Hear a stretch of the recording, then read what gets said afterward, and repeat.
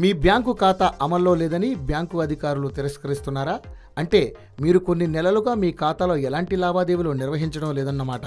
మరి ఇలాంటప్పుడు ఖాతాను తిరిగి వినియోగంలోకి తెచ్చుకోవడం ఎలా? బ్యాంకు ఖాతా ఉంటుంది, కానీ అందులో డబ్బు జమ చేయడానికి కుదరదు. ఖాతాలో డబ్బు ఉంది, కానీ వెనక్కి తీసుకోవడానికి అంగీకరించరు. ఇలాంటి సంఘటనలు ఇప్పుడు చాలా మందికి అనుభవంలోకి వస్తున్నాయి. కారణం ఏళ్ల తరబడి ఆ ఖాతాను ఏమాత్రం పట్టించుకోకపోవడమే. సాధారణంగా బ్యాంకు ఖాతాల్లో 12 నుంచి 24 నెలల పాటు ఎలాంటి లావాదేవీలు నిర్వహించినప్పుడు వాటిని నిర్వహణలో లేని ఖాతా లేదా నిష్క్రియ ఖాతాగా పరిగణిస్తుంటారు.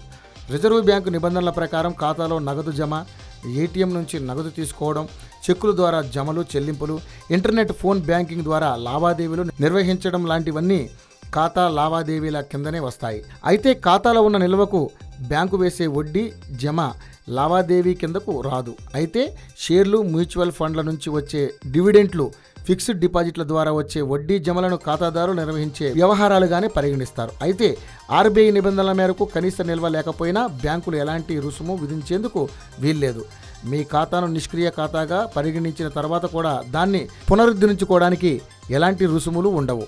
ఇక్కడ ఖాతాదారులుగా మీ హక్కులను తెలుసుకోవాల్సిన అవసరం ఎంతైనా ఉంది. నిజానికి ఇలాంటి సందర్భాల్లో బ్యాంకులు ఎలాంటి రుసుములు విధించేందుకు వీల్లేదు. ఒకవేళ విధిస్తే వాటిని చెల్లించడానికి మీరు నిరాకరించండి.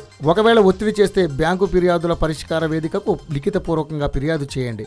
నిర్వహణలో లేని ఖాతాల ద్వారా మోసాలు జరిగేందుకు ఆస్కారం ఉంటుంది. ఖాతాలో చిరునామా ఎప్పటికప్పుడు కొత్తదిగా ఉండేలా జాగ్రత్త పడాలి.